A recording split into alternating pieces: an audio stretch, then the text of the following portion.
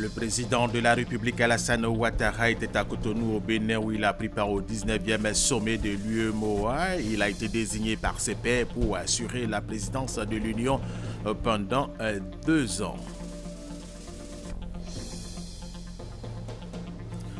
Les militaires de Côte d'Ivoire font le bilan de l'année 2015. Ont-ils très bien sécurisé le pays, l'élection présidentielle, les frontières, les institutions de la République? On en parle dans cette édition. Le narcotrafiquant qui était en fuite, Joaquim El Chapo Guzman, a été arrêté 6 mois après son évasion. El Chapo va donc retourner à la prison de haute sécurité d'Altiplano, d'où il s'était évadé de manière spectaculaire en juillet 2015. Mesdames et messieurs, bienvenue et merci de suivre les informations sur RTI 1. Le président de la République, Alassane Ouattara, est rentré de Cotonou hier vendredi en début de soirée. Il a été accueilli par le Premier ministre Daniel Kablan-Duncan. Le chef de l'État revient de la 19e session de la conférence des chefs d'État de l'UEMOA, l'Union économique et monétaire ouest-africaine, où il a été désigné par ses pairs pour assurer la présidence de l'UEMOA pendant 2 ans. Le bilan de ce sommet avec le nouveau président de l'Union économique et monétaire ouest-africaine, Alassane Ouattara. Nous l'écoutons. Nous revenons de Cotonou. C'était pour prendre part à la 19e session de la conférence des chefs d'État de l'Union économique et monétaire, c'est-à-dire l'UEMOA, et aussi du 11e sommet de l'autorité du bassin du Niger. Alors évidemment, nous avons passé en revue les activités de l'UEMOA, notamment la nécessité de rationaliser le fonctionnement de nos institutions, car vous savez que l'UEMOA a son siège à Ouagadougou et nous avons plusieurs commissaires et c'est une institution qui a un budget important. Lorsque ces périodes de difficultés financières des États nous amènent à faire en sorte que les structures soient rationalisées, que ce soit au sein de l'UEMOA elle-même, que ce soit au niveau de tout ce qui a trait aux autorités judiciaires ou à d'autres structures comme le Parlement de l'UEMOA. Cette étude de rationalisation sera prête au cours du premier trimestre 2016. Mes homologues ont bien voulu me demander à l'unanimité de prendre la présidence de l'Union économique et monétaire ouest-africaine, de l'UEMOA, pour pouvoir engager les réformes qui sont nécessaires. Et de ce fait, les mandats des commissaires ont été prorogés de 6 mois, ce qui fait que nous aurons un nouveau sommet avant le mois de juin. Et à l'occasion de ce sommet, bien sûr, nous prendrons la décision de respecter notre engagement, de faire en sorte que le Niger puisse assurer la présidence de la commission de l'UEMOA. Et bien sûr, des ajustements seront faits en conséquence en ce qui concerne les autres structures de notre Union économique et monétaire. Alors, je voudrais dire que c'est une grande marque de confiance pour notre pays. J'ai remercié mes collègues de cette marque de confiance et leur dire qu'en tout cas, je ferai de mon mieux pour mériter la confiance qui a été faite à la Côte d'Ivoire. Alors, je voudrais saisir cette opportunité pour remercier le président Yahi Boni, le président sortant de l'UEMOA, pour l'important travail qu'il a fait comme président de notre institution commune pendant 2 ans. Alors, évidemment, c'est un sommet qui a permis aussi aux chefs d'État de se rencontrer et d'échanger, puisque nous étions tous présents, tous les chefs d'État des pays membres, sauf la Guinée-Bissau, qui était représentée par le ministre des Affaires étrangères. Cela m'a permis d'avoir un tête-à-tête avec le président Marc-Christian Kaboré du Burkina pour les relations entre la Côte d'Ivoire et le Burkina. Et je lui ai donc réitéré mon invitation à effectuer une visite de travail et d'amitié en Côte d'Ivoire au cours des prochaines semaines. Nous devons être fiers de notre institution. C'est une institution qui travaille bien, qui fonctionne bien. Bien évidemment, les gens ciblent l'UEMOA à partir de la BCEAO et du franc CFA, mais ça va au-delà, puisque nous avons des institutions communes. Nous essayons de trouver des solutions communes aux problèmes qui se posent aux différents pays et globalement, nous devons être satisfaits de son fonctionnement. J'envisage avec l'accord de mes pairs au cours des années de présidence qui m'ont été confiées d'approfondir la réflexion et les réformes au sein donc, de l'Union économique et monétaire ouest-africaine.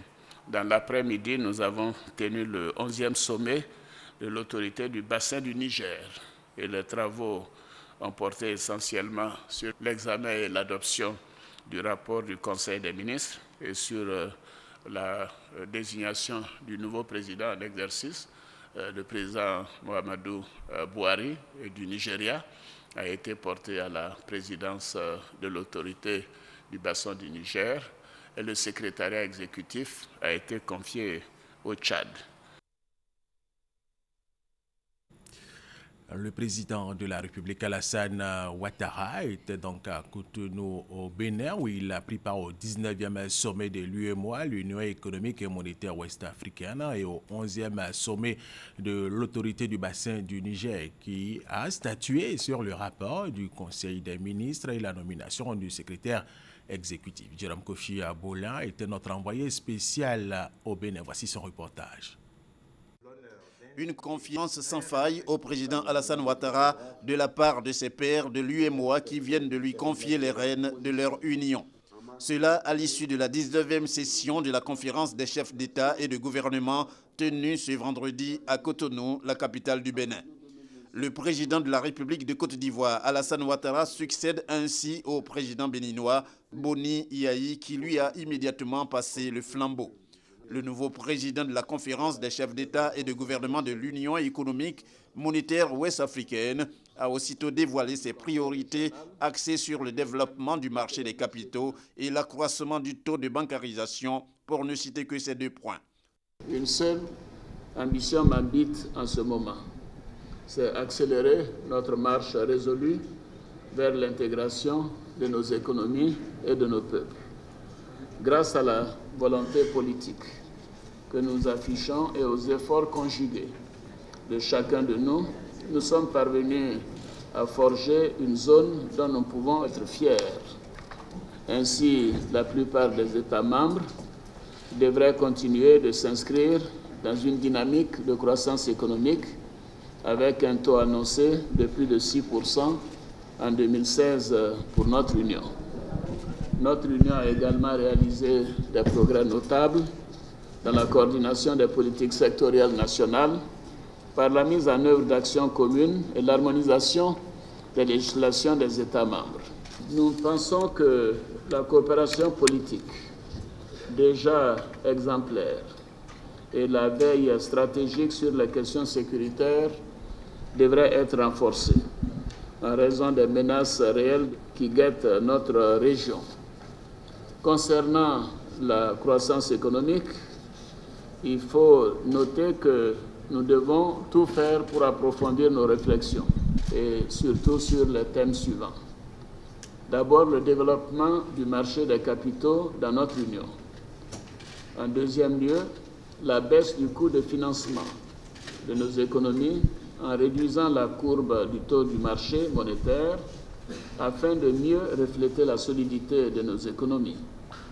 L'accroissement du taux de bancarisation dans nos pays afin notamment de stimuler l'épargne, la réduction du coût des services bancaires, l'intégration des nouvelles technologies de l'information dans les services bancaires et bien évidemment l'amélioration de la circulation des informations financières dans notre espace pour une meilleure appréciation des risques. Quant au président de la commission de l'UEMOA, Cheikh Ayibou Soumaré, il reste en fonction et ce pendant 6 mois. Outre le 19e sommet de l'UEMOA, une autre rencontre s'est tenue à Cotonou ce vendredi. Il s'agit du 11e sommet des chefs d'État et de gouvernement de l'autorité du bassin du Niger. Cette conférence, tel un instrument sous-régional d'intégration socio-économique, au dire du président béninois, Thomas Boniyayi. Le président de la République de Côte d'Ivoire, Alassane Ouattara, y a pris également part avant de regagner Abidjan. Et Jérôme Kofi Abolin, deuxième grand titre de cette édition. Les militaires de Côte d'Ivoire font le bilan de l'année 2015. Ont-ils bien, très bien sécurisé le pays, l'élection présidentielle, les frontières, les institutions de la République? Bref, voyons cela avec Hamza Diaby. Sur les points de la consolidation de l'autorité, de la discipline et de la cohésion et la participation aux missions intérieures et extérieures, les forces terrestres, aériennes et la marine nationale se sont attelées à remplir les missions qui étaient les leurs durant l'année 2015. Les opérations de sécurisation des points sensibles et des prisons civiles, les opérations Déni, Domingo, Paquinou 2015, Bonheur, plus apaisante, menées sous votre vigilante autorité, ont largement contribué à aseptiser nos routes, nos villes et campagnes, avant les opérations finales, Aube Nouvelle et Mirador, qui ont permis à nos populations de vivre une fin d'année particulièrement apaisée. Le général de corps d'armée, Soumaïla Bakayoko, se dit satisfait de ces résultats. Vous pouvez effectivement être fier de vous, parce que vous vous êtes comporté en militaire responsable, conscient de votre devoir et respectueux de votre mission régalienne gravée dans vos esprits. Puis il rappelle des faits marquants de 2015, notamment l'adoption récente de la loi de programmation militaire 2016-2020 par l'Assemblée nationale, la création de 2 préfectures maritimes à Abidjan et à San Pedro et l'ouverture d'un institut interrégional de sécurité maritime de l'Afrique de l'Ouest attribué à la Côte d'Ivoire par la CEDEAO. Le général de brigade Gaoussou Soumaoro a profité de cette occasion pour évoquer quelques préoccupations, notamment la finalisation du statut de commandement des forces à celui d'état-major de l'armée de terre, de l'air, de la marine nationale et le renforcement des moyens de mobilité, d'habillement, de couchage et d'ameublement. La région de la Marawe dispose désormais d'un centre de secours d'urgence basé à Boaflé. 45 pompiers y ont été affectés. Ce centre a été visité par le conseil régional de la Marawe. C'était en présence d'Abdoul Kader Segodogo de RTI Boaké. Boaflé, capitale de la région de la Marawe. Voici le tout premier centre de secours d'urgence qui couvre toute la région. En effet, dans le souci de mieux protéger les populations de Côte d'Ivoire, le président de la République, Alassane Ouattara, a décidé de rapprocher le service de l'Office national de la protection civile, ONPC, des régions en créant un nouvel emploi dénommé pompiers civils placé sous la tutelle du ministère d'État, ministère de l'Intérieur et de la Sécurité. Le centre de Boaflé dispose de 45 pompiers civils, dont 4 filles. Ils ont été visités par le conseil régional de la Marawe avec à ses côtés le ministre d'État, ministre des Affaires étrangères, Charles Kofi Dibi. Occasion pour les pompiers civils de réitérer leur volonté de bien remplir leur mission. Nous avons pour mission la sauvegarde des biens et des personnes, notamment par la sensibilisation et la formation en matière de secourisme, la prévention en matière de protection civile, le secours d'urgence en cas d'accident, de sinistre et de catastrophe, la lutte contre les incendies, les feux de brousse et les inondations. Nous souhaitons dorénavant que les autorités et les cadres de la région, toutefois qu'il y a des cérémonies qui rassemblent une population importante, nous associent de manière officielle pour la couverture en matière de protection civile. Le conseil régional de la Marawe, qui a déjà offert une caserne, n'entend pas s'arrêter en si bon chemin. Le développement de proximité, c'est ça.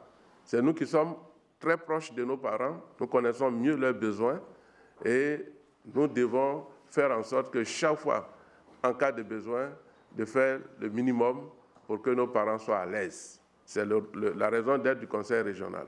L'ouverture officielle du centre de secours d'urgence de Boaflé est prévue pour les jours à venir. Le gouvernement ivoirien ouvre la voie aux initiatives privées et à l'auto-emploi des jeunes. Il les invite à l'esprit de créativité et à entreprendre cela à travers le ministère chargé de la promotion de la jeunesse et de l'emploi des jeunes. Serge Colliard. Depuis mai 2015, avec l'avènement des ministères chargés de la promotion de la jeunesse et de l'emploi jeune, la politique nationale de l'emploi en Côte d'Ivoire a changé de cap pour accélérer le processus d'insertion des jeunes et résorber la question du chômage. Les jeunes sont appelés à faire preuve d'un esprit entrepreneurial. On ne rentre pas dans une économie émergente avec 2 ou 3 entreprises, c'est avec plusieurs entreprises. Et ce sont les entrepreneurs qui réfléchissent, qui créent des entreprises. C'est pour ça que j'ai apprécié le fait que le gouvernement prenne à bras le corps le problème de chômage des jeunes en Côte d'Ivoire. Les jeunes sont-ils en phase avec cette nouvelle vision? J'ambitionne créer mon entreprise, avoir une agence de voyage et puis un complexe hôtelier. Moi, j'ai déjà été financé. Je suis déjà en activité. Dès sa création, l'agence Emploi Jeunes n'a pas perdu du temps. L'opération Agir pour les jeunes a sillonné 117 localités. 12 000 projets collectifs ont été recensés. Ajoutez à cela la création d'une plateforme d'opportunités et plusieurs initiatives de formation en faveur de 15 000 jeunes. L'agence Emploi Jeunes est pour le jeune ce que la clinique est pour le malade. Pour les experts de la formation en entrepreneuriat, la voie tracée par le gouvernement est plus que profitable à la jeunesse ivoirienne. L'approche menée par le ministre Sidi Touré, pour moi, est une bonne approche. D'accord, rencontrer les jeunes, former les jeunes et par la suite financer les projets des jeunes. Pour 2016, la priorité reste les jeunes. En 2016, c'est plus de 46 milliards qui ont été déjà mobilisés auprès des partenaires technico-financiers. Ce financement abondé à celui que le gouvernement mettra en place permettra d'atteindre de plus en plus de jeunes. Donc je demande aux jeunes de venir à l'agence Emploi Jeunes. Environ 7200 jeunes ont déjà été pris en compte. Ils pourront bénéficier de financement dès ce mois de janvier. Serge Kolia, sexagénaire, il est handicapé. Mais dans sa ville natale, Mbengue, au nord de la Côte d'Ivoire, où il vit depuis son enfance, son génie fait parler de lui. Lui, c'est Flana Soro. Il est analphabète, mais invente. Allons à sa découverte avec Léon Broukwame. Il a toutes les fonctions d'un véhicule ordinaire, mais son moteur et son réservoir sont ceux d'une moto. La NAT 3, puisque c'est son 3e succès, est fabriquée par ce handicapé de 60 ans. Flana Soro exerce la mécanique, un métier qu'il n'a pourtant jamais appris. Le sexagénaire est même analphabète, il dit n'être jamais sorti de son Bengue natal. J'ai appris comme ça, je n'ai pas fait apprentissage. Depuis l'âge de 13 ans, 14 ans, j'ai commencé à bricoler. Vous avez pris quoi pour faire la voiture? J'ai pris les vieux fers, les tôles qui sont déjà jetées. Et puis j'ai pris aussi des tôles qu'on vend pour faire les portières. Le bricolage, seul prix des inventions de Flana. Cette dextérité lui réussit également dans le dépannage et la fabrication d'électroménagers, réfrigérateurs, télévisions, postes à soudure, chargeurs, motopompes, bref, aucun appareil n'a de secret pour Flana. Mieux, lui-même fabrique son matériel de travail et c'est ici que commencent ses difficultés. Oui, j'ai des problèmes même. Pour découper le fer, les signaux, ce qui prend pour enlever les dents, pour former le fer, tout j'ai fait avec marteau. Il y a beaucoup de techniques, mais j'ai besoin, le gouvernement, l'autorité n'a qu'à me voir pour m'aider pour le matériel, que je peux prendre ça pour construire ce que je veux. De l'aide, Flana Soro en a besoin. Le but, moderniser ses outils de travail et gagner en efficacité. Le bricoleur n'en tirera pas seul profit. La jeunesse de Mbengue est à tout le moins le plus grand bénéficiaire, car même avec ses moyens rudimentaires, Flana Soro a déjà encadré des dizaines de passionnés de son métier et forme en ce moment encore de jeunes gens. Et Flana Soro qui est à encourager. Dans le cadre de la lutte contre le travail des enfants, les acteurs du secteur en collaboration avec le Bureau international du travail se sont réunis à San Pedro au cours d'un atelier. Ils ont fait le bilan des actions menées et établi les perspectives pour mieux lutter contre le travail des enfants. Kwasi Mamadou. La lutte contre le travail des enfants, l'État de Côte d'Ivoire en a fait son cheval de bataille. Elle a entrepris de nombreuses actions pour l'éradication de ce phénomène, entre autres l'adoption d'une loi interdisant la traite et la pire forme de travail des enfants. Dans ce même élan, Les acteurs de cette lutte, en collaboration avec le Bureau international du travail, ont mis sur pied un projet pilote nommé Système d'observation et de suivi du travail des enfants en Côte d'Ivoire. À mi-parcours, un bilan s'impose quant aux résultats de ce projet pilote, d'où le sens de cette rencontre de San Pedro. Ayant pris connaissance des résultats de la phase pilote du SOSTECI, la première dame a pris 2 engagements forts pour contribuer à son extension et à son efficacité. Le premier engagement est d'appuyer l'extension du SOSTECI dans 50 nouveaux départements de la Côte d'Ivoire à l'échéance 2017. Le deuxième engagement est de renforcer le mécanisme de référencement et de prise en charge des enfants victimes à travers la construction de 2 centres de transit, dont un à Soubré et l'autre à Ferté. Pour cette seconde phase, l'UNICEF apporte son soutien au gouvernement ivoirien afin d'étendre ce projet à d'autres localités. Nous avons signé un accord de financement avec le ministère en charge du travail pour mettre en œuvre le SOSTECI dans les régions de San Pedro et de Soubré. Je tiens à renouveler l'engagement de l'UNICEF à accompagner toujours le gouvernement dans le cadre global de la protection de l'enfant. 5 villes de l'intérieur du pays ont bénéficié de cette première phase pilote de ce projet de lutte contre le travail des enfants. Il s'agit des villes d'Abengourou, de Bontoukou, de Boisflé, de Mbato et de Soubré. La direction générale de la RTI veut rapprocher RTI Publicité des populations de l'intérieur du pays. Elle vient d'ouvrir un bureau provisoire de RTI Publicité à San Pedro. Ce bureau est situé dans l'enceinte du centre culturel de cette localité, nous dit Kodé Pargasoro. C'est ici, sur ce site d'environ 1500 mètres carrés, que sera construit très prochainement le bureau RTI Publicité de San Pedro. En attendant la construction de ce bureau, RTI Publicité de San Pedro occupe ses locaux situés dans l'enceinte du centre culturel de la ville. Une rencontre donc entre responsables marketing de la RTI, opérateurs économiques et population de San Pedro en vue de procéder à l'ouverture officielle du bureau provisoire RTI Publicité de la deuxième ville portuaire de Côte d'Ivoire. Lorsque un annonceur a besoin de diffuser une information à la télé ou sur nos supports radio, l'annonceur se rend dans une agence RTI Publicité pour donc exprimer son besoin en communication. Rapprocher davantage RTI Publicité des populations. L'initiative de la direction générale de la RTI est appréciée par les populations de la région de San Pedro. Jusque-là, les acteurs de la place portuaire se déplaçaient jusqu'à Abidjan pour lancer leur message.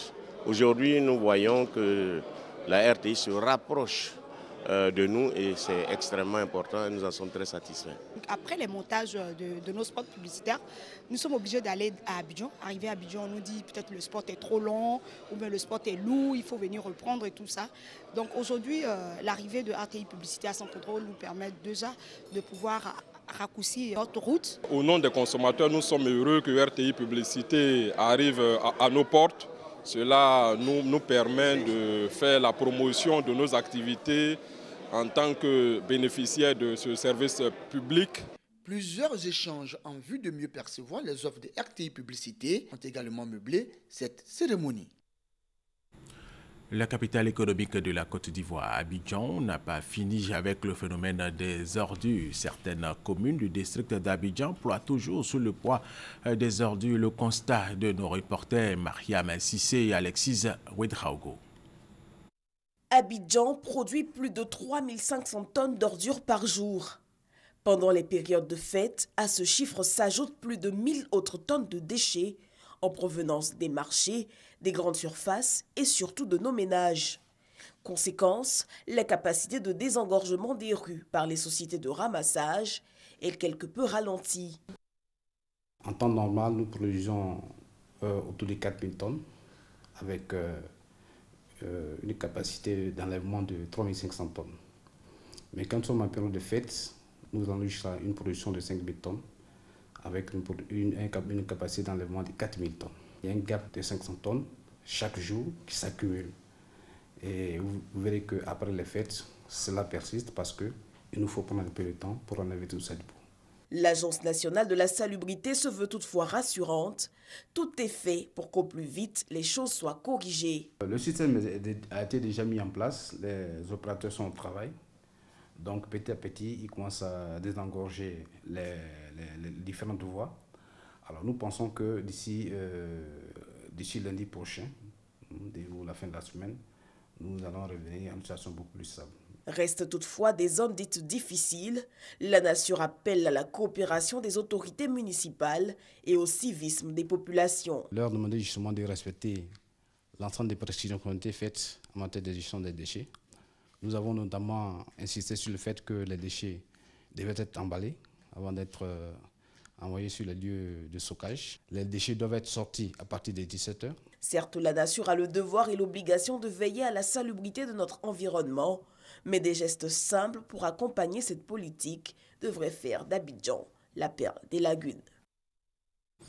Et tout à fait autre chose. À présent, le Conseil régional du Boukani multiplie ses actions dans le secteur de l'éducation et de la santé. Il a construit des écoles et offert des ambulances au centre de santé. Victorine Yaoyoboué.